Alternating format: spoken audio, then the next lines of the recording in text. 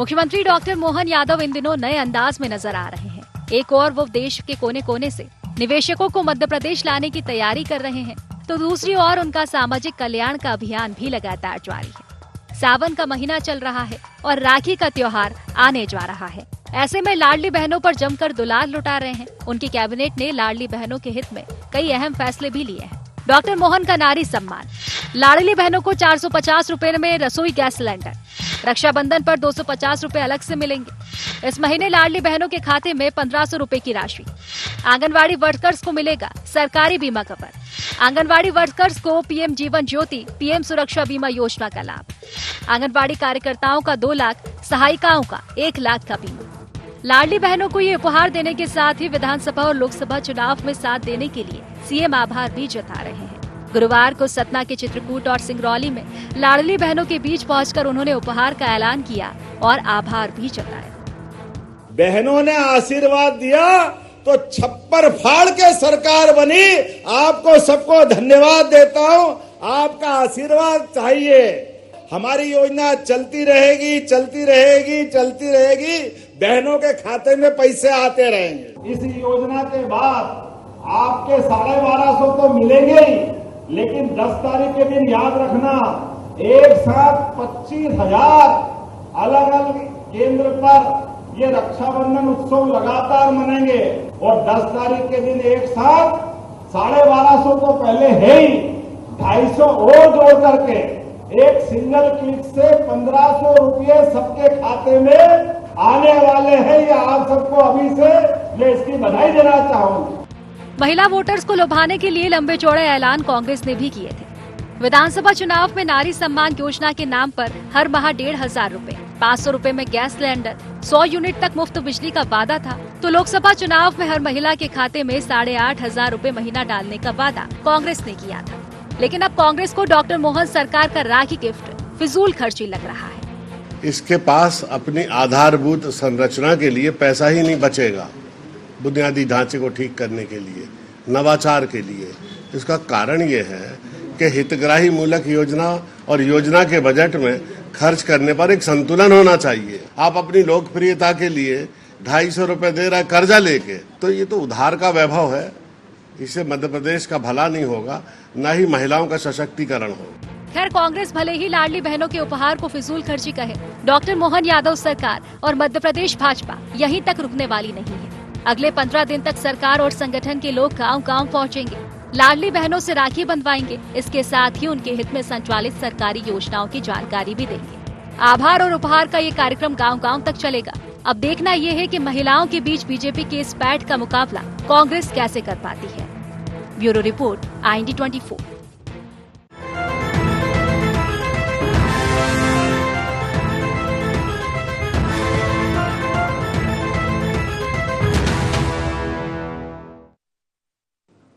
नमस्कार, IND agenda उपहार और आभार में आपका स्वागत है। मैं हूं आपके साथ नवीन पुरोहित। चर्चा को विस्तार देंगे, उसके पहले IND एजेंडा के मुख्य बिंदुओं की तरफ एक निगाह डालते हैं। लाडली बहनों के लिए कितनी बड़ी सौगात है डॉक्टर मोहन सरकार के ऐलान। खुद नारी सम्मान का ऐलान करने वाली कांग्रेस को क्यों राखी गिफ्ट पर ऐतराज। क्या लाडली बहनें ही हैं मध्य प्रदेश में भारतीय जनता पार्टी की असली ताकत।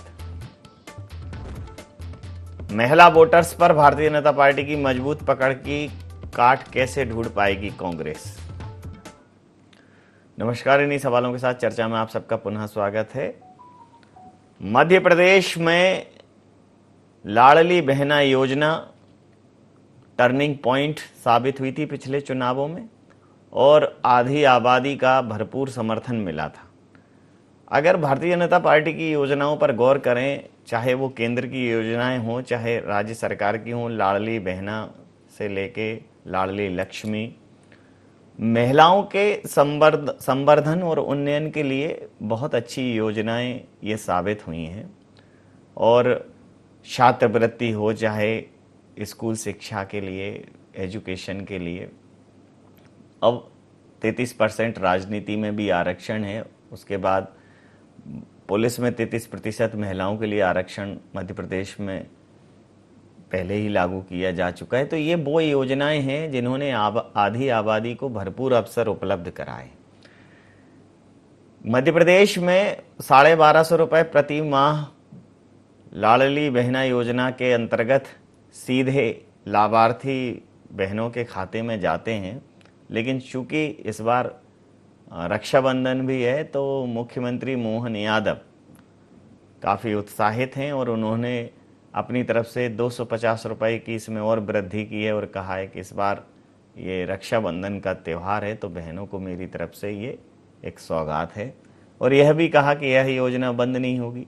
अब कांग्रेस ये कह रही है कि यह योजना मध्य प्रदेश को कर्ज के बोझ तले दबा रही है, मध्य प्रदेश को एक तरह से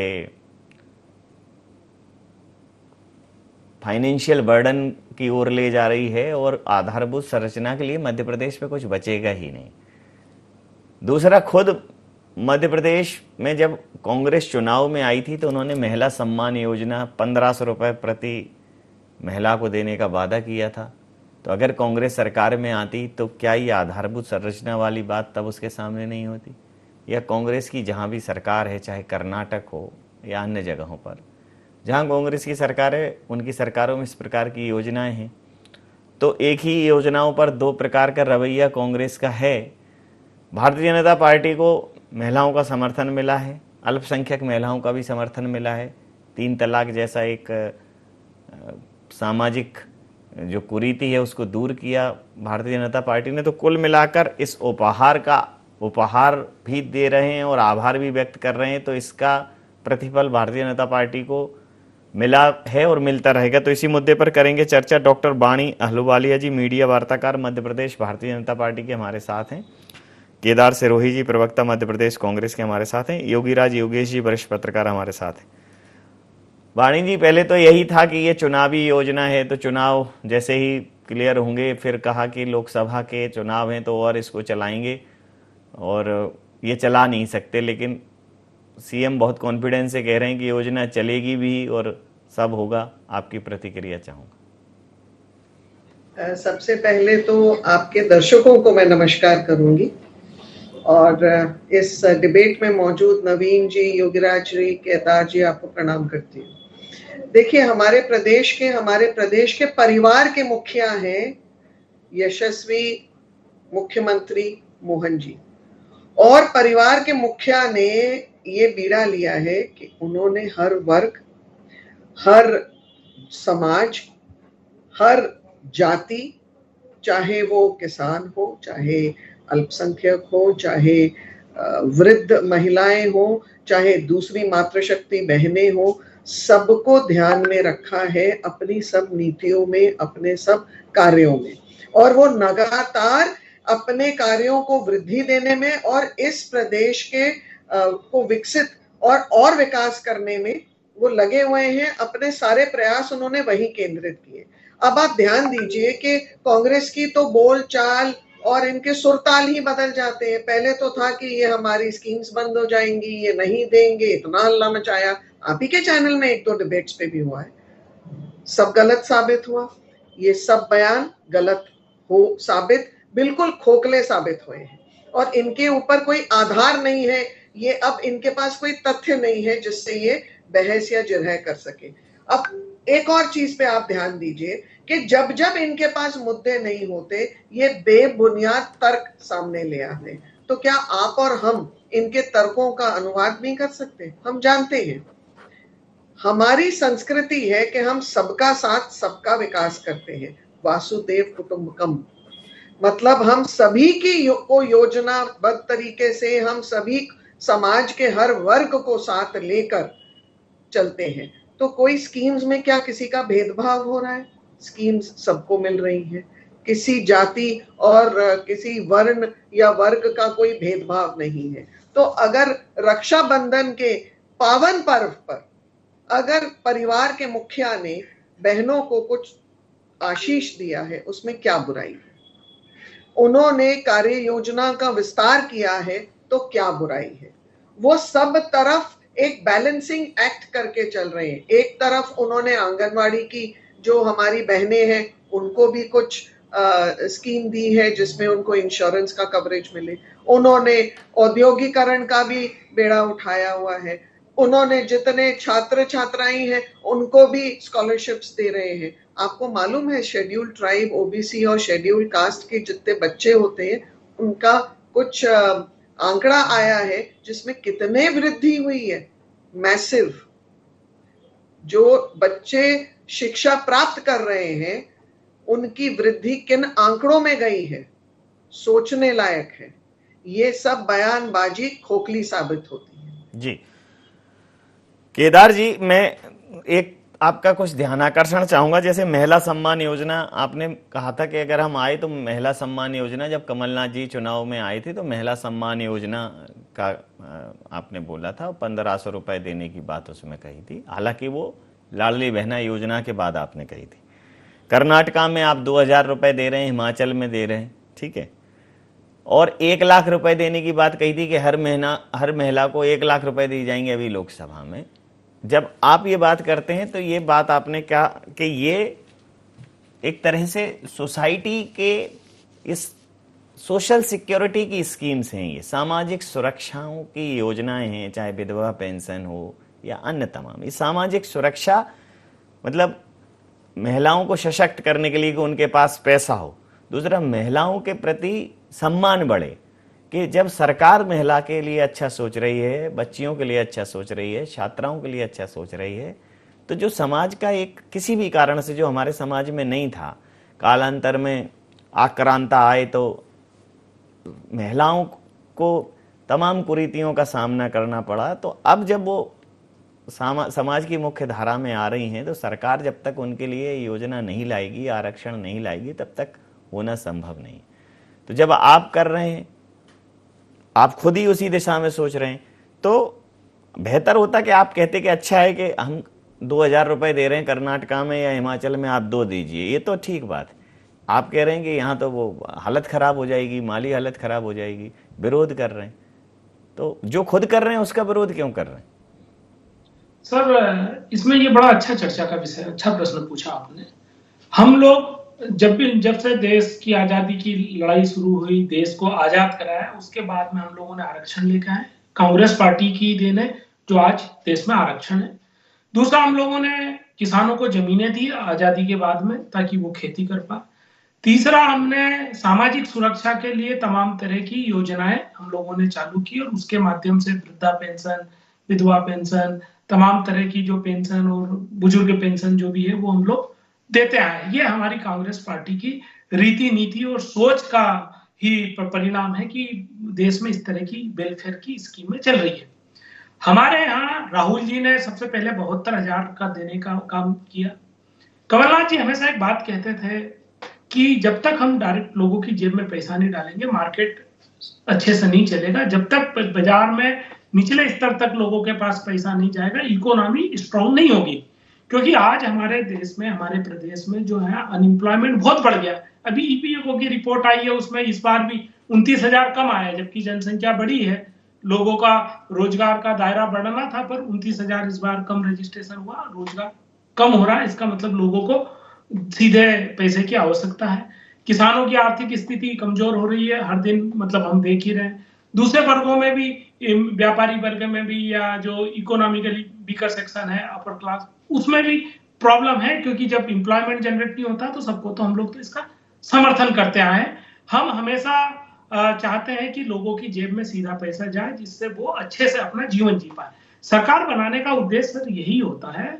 जो एक बार मैंने सुना था कि वो सूर्य जो जमीन से पानी लेता है और फिर उसकी बरसात कर देता है, जो हमारे कवि हैं उन्होंने इस पे अच्छा खासा कहा भी है। तो सरकार चुनते ही लोग इसलिए। राजतंत्र से छुटकारा क्यों पाया हमने, लोकतंत्र में क्यों आए? लोकतंत्र में आने का यही था कि बड़ों से पैसा ले और छोटों को पैसा दे दिया जाए। पर आज की तारीख में अभी हो क्या रहा है कि कारपोरेट टैक्स तो कम करते जा रहे हैं सर, बहुत ज्यादा कम कर दिया। अभी हम लोग जीएसटी का देखते हैं तो उसमें निचले तबके का सबसे बड़ा रोल आ गया है। बड़े लोग टैक्स कम दे रहे हैं, छोटे लोगों से टैक्स ज्यादा कलेक्ट हो रहा है। उससे टैक्स पे बहुत बड़ी चर्चाएं हो सकती है। तो जो आज हमारे जो नायक साहब ने बात कही, उसको मैं थोड़ा सा और डिस्क्राइब कर दूं। उन्होंने बैलेंस करने की बात कही है कि आप अपना जो बजट है उसको आपको बैलेंस करना पड़ेगा। एक तरफ आप अपने लोक लुभावन में मत जाइए। आप राखी पे आ गए, ठीक है, अच्छी बात है। दिवाली भी तो सर हमारा त्योहार है, होली भी हमारा त्योहार है। जब आपको लग रहा है कि जरूरत है तो आप उसको बढ़ा दीजिए। जैसे हम लोग 3,000 रुपए की जो मांग करते आए हैं कि भाई महिलाओं के सशक्तिकरण के लिए उनको पैसा बढ़ा के दीजिए।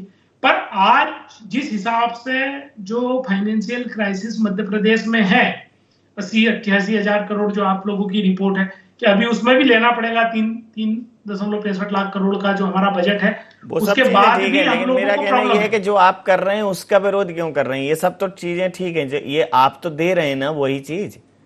ये नहीं, हम विरोध नहीं कर रहे हैं सर, हम ये कह रहे हैं इसको स्टेबिलिटी में लाइए। इसका जो फंड यूटिलाइजेशन है उसको बहुत प्रॉपर तरीके से करिए। अब जैसे देखिए, अभी महिलाओं के लिए गैस सिलेंडर का बात किया, 450 रुपया सबको दीजिए ना। अब आप 40 लाख को दे रहे हो, एक करोड़ नहीं 29 सबको लाख नहीं। महिलाएं अभी आप आपकी- देखो, फिर वही कह रहे हैं, आप सबको क्यों दीजिए? आप एक तरफ कह रहे हैं कि जो सक्षम है उनसे लीजिए और जो सक्षम नहीं उन्हें दीजिए। तो मतलब अब मुझे नहीं लगता कि मुझे मेरे घर में 450 रुपए के सिलेंडर की जरूरत है। जो एक आई थी वो कि खुद ही डिक्लेरेशन करो कि आपको नहीं चाहिए वो कर सब्सिडी। दिया ना सर, मैं जिसने उनमें कर से दिया एक उसको हूँ, मेरे को जरूरत नहीं नहीं। चाहिए 450 में सिलेंडर। सर देखिए, जिनने कर दिया उनको मत दीजिए, पर जिनको जरूरत है उनको तो दीजिए। नहीं, जिनने कर नहीं दिया, 29 लाख महिला, जिनने कर नहीं दिया है वो उसका एक क्राइटेरिया है। जो गरीबी की रेखा के नीचे उसे दे रहे हैं भाई लोग, कुछ लालची लोग हैं नहीं कर रहे हैं। ऐसे स्वेच्छाचार थोड़ी किया जा सकता है पॉलिसीज में। उनकी एक पॉलिसी है कि जो महिलाएं गरीबी की रेखा के नीचे हैं उसमें भी कई अपात्र लोग आ जाते हैं। वो भी सरकारों की गलती नहीं है, सिस्टम में सब बैठे हैं ना। अधिकारी अगर करप्ट है तो वो भी सिस्टम का हिस्सा है, और जो उसका लाभ ले रहा है वो भी इसी सिस्टम का हिस्सा है। तो जब सिस्टम में बहुत ज्यादा स्तर पर दीमक लगी हो तो आप कहां हरिश्चंद्रों की उम्मीद कर रहे हो? लेकिन अगर कोई अच्छी बात हो तो उसको बढ़ने दो, क्योंकि ऐसे ही चलेगा, ऐसे ही चीजें ठीक होती हैं। नहीं सर, इसमें मैं यही कह रहा हूं कि सिस्टम अगर गड़बड़ है तो जो एक मजबूत सरकार किसको कहेंगे? फिर जो सरकार अपने सिस्टम को नहीं सुधार पाए उसको फिर मजबूत कैसे कहेंगे? भाई बात तो सवाल ये है कि जब आपके गरीबों को घर नहीं मिल रहे हैं, गरीबों को नौकरी नहीं मिल रही, गरीबों को राशन नहीं मिल रहा, गरीबों को टंकियां नहीं मिल रही, गरीबों को समय पे पेंशन नहीं मिल रही, गरीबों में बहुत सी महिलाएं जो लाडली बहन है वो बहुत सी छूट गई। आए दिन अभी सर कलेक्ट्रेट में आपके यहाँ तो डेली रिपोर्टिंग होती है। हर मंगलवार को जिला कलेक्टर में 100 से 200 400 महिलाएं इसीलिए आती है कि सर हमारा नाम जुड़ जाए। वो पात्र है फिर भी उनके नाम नहीं जुड़ रहे। तो हम लोगों को वो सारे एंगल पे देखना चाहिए और बजट का सही उपयोग हो और ज्यादा से ज्यादा बेनिफिट हो। अच्छा, वो सब चीजें आपकी सलाह सरकार ने सुनी, सरकार दो सुन रहे होंगे अगर सरकार के नुमाइंदे, तो वो मानेंगे। लेकिन ये बताओ कि पैसा देना ठीक है कि नहीं? हम तो पैसा देने के लिए तो हमने खुद नहीं योजना लाए। हम तो चाहते हैं, मतलब ठीक है, चाहते हैं कि किसानों को, मजदूरों और गरीबों के जेब में पैसा जाए। अरे मेरे को तो गरीब मजदूरों के जेब में पैसा जाए, मेरा कहना ये योजना ठीक है कि नहीं? आपको क्रियान्वयन पे दिक्कत होगी ना, तो बस वहां भाई अभी भी आप तो अच्छी खासी संख्या, जहां जहां आपके विधायक हैं, जहां जहां भाई विधायक तो कलेक्टर के टच में रहता है, आपके जहां सांसद हैं वो लग जाएं जरा शिद्दत से। सदन में चर्चाएं होती वहां रखें कि देखिए ये लाडली बहना योजना में ये अपात्र लोग हैं, ये जो LPG बेनिफिट में ये अपात्र लोग हैं, ये आयुष्मान में ये अपात्र लोग हैं। 5 लाख रुपए का इलाज एक गरीब व्यक्ति को अच्छे खासे प्राइवेट हॉस्पिटल्स में मिल रहा है। तो सरकार जैसे तीनों चीजों का मैं इसमें बात बता दूं। हम महिला जो आंगनबाड़ी में जो उन लोगों का जो बीमा हेल्थ इंश्योरेंस हुआ है, हम उसका स्वागत करते हैं। हम लोगों की लंबे समय से अच्छी बात है, लेकिन ये स्वागत क्या है, ऊपर से सब स्तर पर होना चाहिए। क्या है केदार जी, आप हो बड़े जमीनी नेता तो आप कर देते हो, लेकिन बाकी क्या है स्वाग हटा देते हैं, सिर्फ गत करते हैं उसकी। पूछ लेता हूं मैं योगी राज जी से।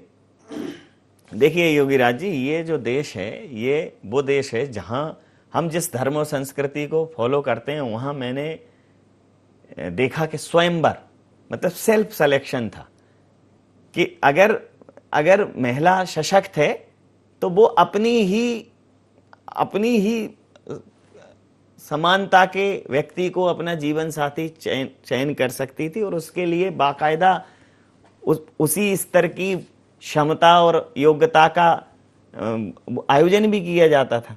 फिर धीरे धीरे तो ये कैसे पितृसत्तात्मक हो गया ये देश समझ में नहीं आया। जहां हर जगह महिला का नाम, भगवान में देखें तो राधे कृष्ण सीताराम, जहां महिला सबसे पहले थी तो वो उदाहरण में तो रह गई, लेकिन समाज में कहीं कुरीतियों की वजह से वो चीजें पीछे छूटती गई।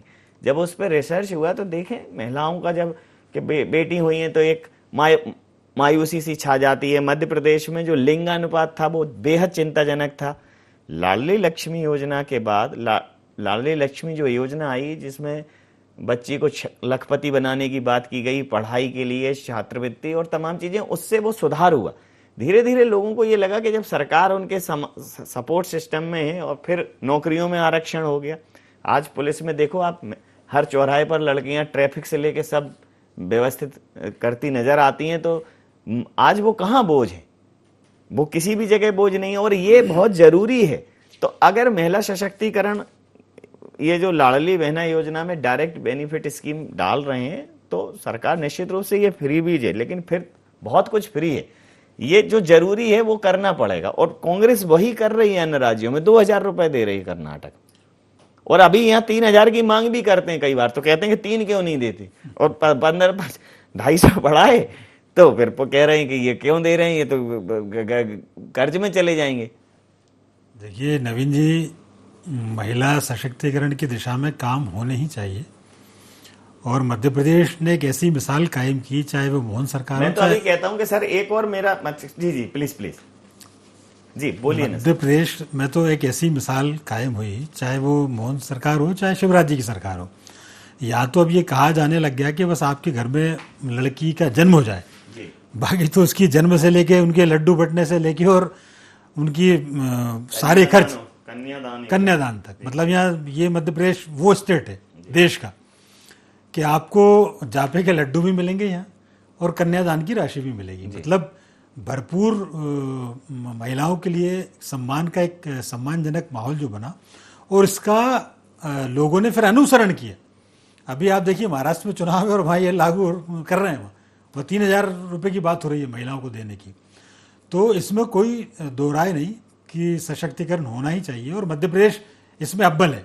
मुझे ऐसा लगता है कि एक लीडर की भूमिका में उभरा है मध्य प्रदेश और आज उसकी पॉलिसीज़ को लोग फॉलो कर रहे हैं। और देश तो हमारा हिंदुस्तान तो पर्व तीज त्योहारों इनके ही देश है और इन पर्वों पर त्योहारों पर यदि उपहार मिल रहा है तो ये तो उपहार की परंपरा भी हमारे यहाँ पुरानी ही है।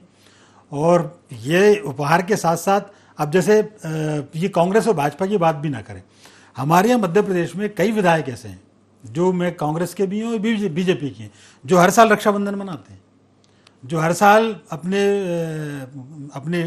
क्षेत्र में जाते हैं और बहनों से राखी बंधवाते हैं। ये स्कीम आना कि पहले से भी करवाते रहे। तो ये आपकी स्वेच्छा पे आप कितना सम्मान करना चाहते हैं बहनों का, महिलाओं का, ये किसी सरकार की स्कीम की मोहताज नहीं होती। तो लोगों ने किए, इनिशिएटिव लिए मध्य प्रदेश में, इंदौर में, भोपाल में कई विधायक, कई मंत्री। अब सरकार ने इसको कर दिया, हर विधायक और सांसदों को डायरेक्शन दिए मोहन सरकार ने कि आप जाएं और अपने क्षेत्र में बहनों से राखी बंधवाएं। तो एक अच्छी परंपरा है, मैं मानता हूं इससे एक अच्छा वातावरण बनता है। लेकिन इस समय कुछ हो ही रहा है कुछ समय से कि कंपटीशन निर्मित हो गया है। आप 2000 दो तो हम 3000 देंगे, आपने 3000 की बात की तो हम 1 लाख दे देंगे। ये जो कंपटीशन है ये गलत कंपटीशन है। जी। आप उनको सशक्त बनाइए, उनको समृद्ध बनाइए। लेकिन इससे क्या हो रहा है कि अब तो एक तरह का वो है कि साहब आप, तो मैं तो ये भी कह रहा हूं सर कि कई बार ऐसा होता है हमारे समाज में, उन्होंने कहा कि भाई लड़की, अभी भी समाज में एक सोच है कि वो लड़कियां, अगर किसी के यहाँ लड़की तो वो कहती है, उनके यहाँ ऐसा कहा जाता है कि हम बहुत बहुत मतलब ओपन माइंडेड है, हमारी लड़की लड़के जैसी ही है। भाई लड़के जैसी क्यों है? अभी भी तुलना ही है तुम्हारे दिमाग में। अरे लड़की लड़की जैसी है, अप्रतिम है, अतुल है, अतुलनीय है, कोई लड़के जैसी क्या तुलना उसकी? तो इसको करने के लिए अभी आधी आबादी को पूरा हक देना पड़ेगा। अगर 33 तक आए तो 17 का और इंतजार है मुझे तो। नहीं, बिल्कुल देना ही चाहिए। आप बताइए, एक विशेष वर्ग SC ST वर्ग को आप 50% की सीमा भी तोड़ रहे हैं, आप 70% मैं तो ये उस दिन का इंतजार कर रहा हूं कि सरकार ये लागू करे कि वो अभिभावक जिनके सिर्फ एक बेटी है ना, उनको सरकार ये सुनिश्चित करे कि भैया जिनकी एक बेटियां हैं उनको सरकारी नौकरी में विशेष प्रावधान दिए जाएंगे। भाई पहली बेटी धन की बेटी, मतलब दूसरे का इंतजार अगर जरूर सिर्फ इस वजह से इंतजार कर रहे हो कि भाई ठीक है पहला सांत्वना दे रहे हैं अभी भी लोग के भाई पहली धन की बेटी आ गई है, दूसरा कुबेर आएगा, क्यों? तो ये निकालने पड़ेंगे अभी ये कीड़े। और जब वो 17%, जब जिस दिन 50% पे पहुंच जाएगा ना महिला आरक्षण, उस दिन ये सब चीजें खत्म हो जाएंगी। उस दिन जिस दिन वाणी अहलुवालिया जैसी महिलाओं की वाणी जो है श्लोक और उपनिषद जैसी गूंजेगी, देश में जरूरत नहीं है बाकी इन सब चीजों की। इन सब चीजों पे तो विरोध होना नहीं चाहिए। देखो केदार जी, इन सब चीजों पे नहीं होना चाहिए। ये सोशल सिक्योरिटी के मुद्दे हैं। बहुत संक्षिप्त प्रतिक्रिया चाहूंगा। आपने जितनी अभी बातें कही मैं पूर्णतः समर्थन करता हूं सर, और ये होना चाहिए। जिनकी एक बेटी है उनको गारंटी सरकार की तरफ से देना चाहिए, और हमारी समाज में ये दूर होना चाहिए। महिला और पुरुष का जो गैप है, जो सोच है, वो बहुत ही गलत है। मैं तो मानता नहीं।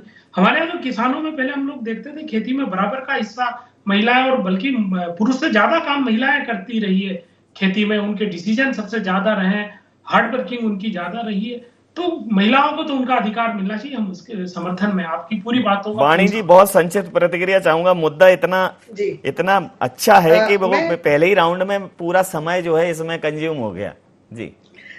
लेकिन मैं 2-3 बातों पे टिप्पणी देना चाहूंगी। जी जी। केदार जी ने एक बात कही कि इनके भी शीर्ष नेतृत्व ये बोलता है कि डायरेक्ट मनी ट्रांसफर होना चाहिए। तो मैं इनका ध्यान दिलाना चाहती हूँ कि माननीय राजीव गांधी जी ने अपने ही वक्तव्य में कहा था कि उन्होंने बहुत सारी स्कीम्स लॉन्च की।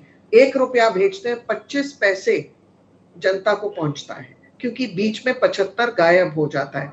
तो ये माननीय मोदी जी की पहल है, डायरेक्ट बैंक ट्रांसफर, जो एक अनूठी स्कीम है, जिससे कि उन्होंने आम जनमानस को बैंक खाते भी खुलवा दिए और उनके पास धन की उपलब्धि सरल, साफ, स्पष्ट, ट्रांसपेरेंट माध्यम से कराई है। और इसके आगे जो हम सब्सिडी की बात कर रहे हैं गैस की, तो मैं आपके चैनल के माध्यम से ध्यान दिलाना चाहती हूं कि वो महिलाएं, वो परिवार जो लकड़ी के चूल्हे पर अपने खाना बनाते थे अपने घर पे, उनको इस पीड़ा से मुक्त किया है। उनसे ज्यादा उनके छोटे बच्चे जो धुएं में बीमार पड़ते थे, जिनको लंग्स और पल्मोनरी डिजीजेस होती थी, उनको राहत मिली है। और तीसरी चीज, आपके चैनल के माध्यम पे, आप ही के चैनल में कुछ महीने पहले मैंने कांग्रेस के प्रवक्ता को यह कहा था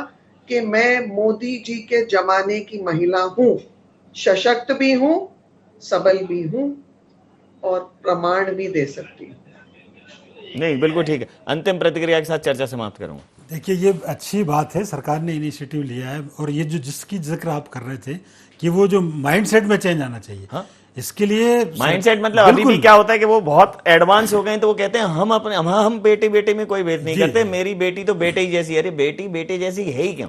ईश्वर ने उसको इतना ईश्वर ने अद्भुत कृति है ईश्वर की कि कोई तुलना नहीं है ना। नारी का पलड़ा तो अपने यहाँ वेदोक्त और वो वेदों में रह गया, उच्चारणों में रह गया, समाज उतार नहीं पाया। और वैसे भी देखो तो नर और नारी में एक मात्रा ज्यादा ही है। हाँ। लेकिन एक सरकार नहीं, क्रोमोसोम्स में भी देखेंगे, गुणसूत्र देखेंगे तो 23 है। कम करके नहीं आ सकते। पुरुष सर जो है वो विषम है, 23 गुणसूत्र हैं और उसमें 24 है। नहीं नवीन जी, अब तो सबकी वाणी में भी स्पष्ट हो गया है कि नारी जो है जैसे नहीं, नारी सब पर भारी और नारी, और इसलिए सरकार उनकी आभारी। अच्छा, दूसरे बिल्कुल सही है। इसी मूल आपके इस स्लोगन के साथ मैं ये चर्चा का समाप्त करूंगा कि इस समय पर आप समस्त महानुभावों का बहुत बहुत धन्यवाद, बहुत बहुत आभार। तो नारी सब पर भारी और सरकार उनकी आभारी, और सरकार इसीलिए ये समझ गई है इस देश में कि अब ये देश महिला सशक्तिकरण की राह पर अग्रसर है।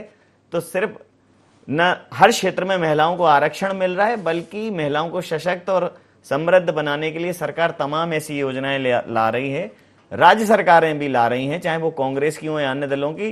तो सरकारों को ऐसी योजनाओं में एक स्वस्थ प्रतिस्पर्धा रखनी चाहिए जो सामाजिक सुरक्षा और सामाजिक उन्नयन के लिए मिसाल बने। IND एजेंडा में नहीं, आप बने रहिए IND 24 के साथ और देखते रहिए IND 24। नमस्कार।